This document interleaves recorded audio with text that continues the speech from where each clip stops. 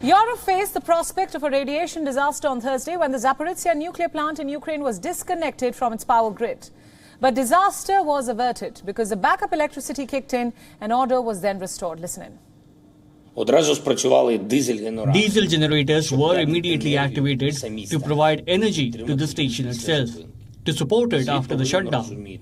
The world must understand what a threat this is. If the diesel generators had not turned on, if the automation and our station staff had not reached after the blackout, then we would have already been forced to overcome the consequences of the radiation accident. Russia has put Ukraine and all Europeans in a situation one step away from a radiation disaster. Ukraine's president blames shelling by Russia's military for the situation. Fires in the ash pits of a nearby coal station caused by shelling led to the reactor complex being disconnected from the power grid. On your screens are the satellite images taken on Wednesday which showed fires near the nuclear complex. Zelensky also said that the UN nuclear watchdog, the IAEA, should be given access to the site within days, before the situation got to the point of no return. Ukraine's state nuclear company has said that it had now been the first complete disconnection in the plant's history. Electricity is used for cooling and safety systems, of course. Russia, which invaded Ukraine in February, captured the plant in March. It has controlled it since, though Ukrainian technicians still operate it. Russia and Ukraine have accused each other of shelling the site, fueling fears of a nuclear disaster.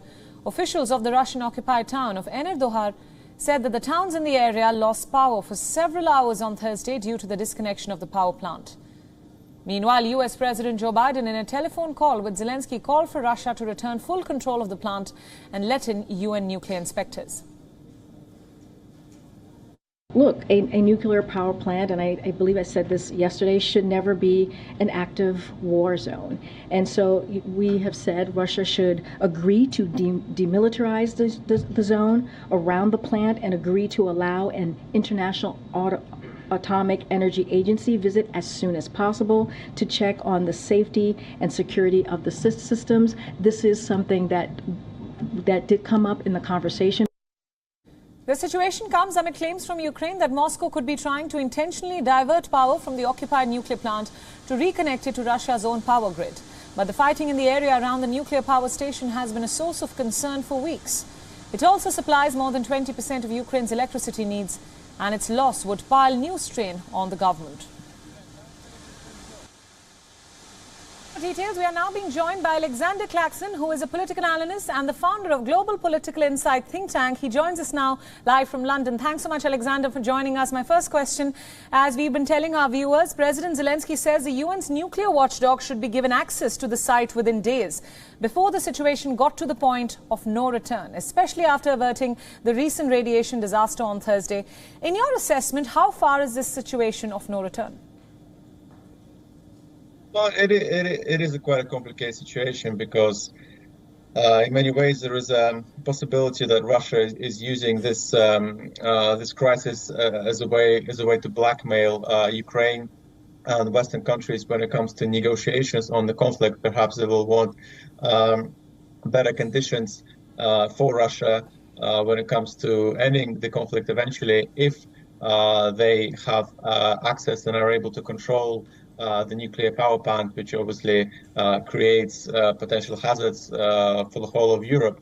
At the same time, I think Russia would want to avoid a nuclear disaster, because that would be a terrible, let's say, PR impact on Russia, on the whole world. Obviously, Russia is already being kind of ostracized and pushed aside by much of the kind of European and Western world, and if the situation in the nuclear plant would lead to a disaster, then that will be even worse for Russia when it comes to their reputation on the world stage. Right, Alexander, but the world is currently fearing a nuclear disaster. The stakeholders, Russia and Ukraine, are still engaging in a war of words. So what lies ahead in this war, in your view? Well, I think in regards to the nuclear Zaporizhzhya facility, I think eventually Russia will allow nuclear inspectors to visit the site.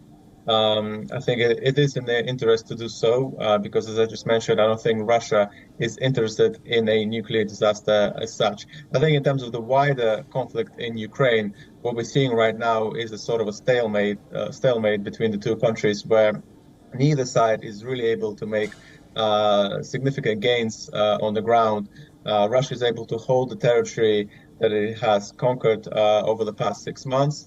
Ukraine is not able to take it back, but at the same time, Russia is currently struggling to make new gains as well. So I think what we will see in the coming months is a bit of a stalemate and back and forth between the two countries, where each side will try and show that they're making progress. But given the fact that Ukraine continues to receive a lot of weapons by the West, while at the same time Russia also does not want to stand back, I think this conflict may drag on for quite a while.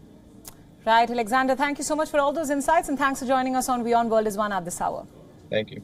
WION World is One is now available in your country. Download the app now and get all the news updates on the move.